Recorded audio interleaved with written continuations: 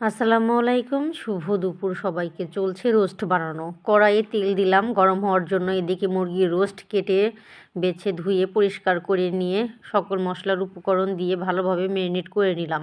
তো যাই হোক, মুরগির মাংস ভাজা হয়ে যাচ্ছে। ভাজা হয়ে গেলে নামিয়ে নিলাম, আবার দিয়ে দিলাম।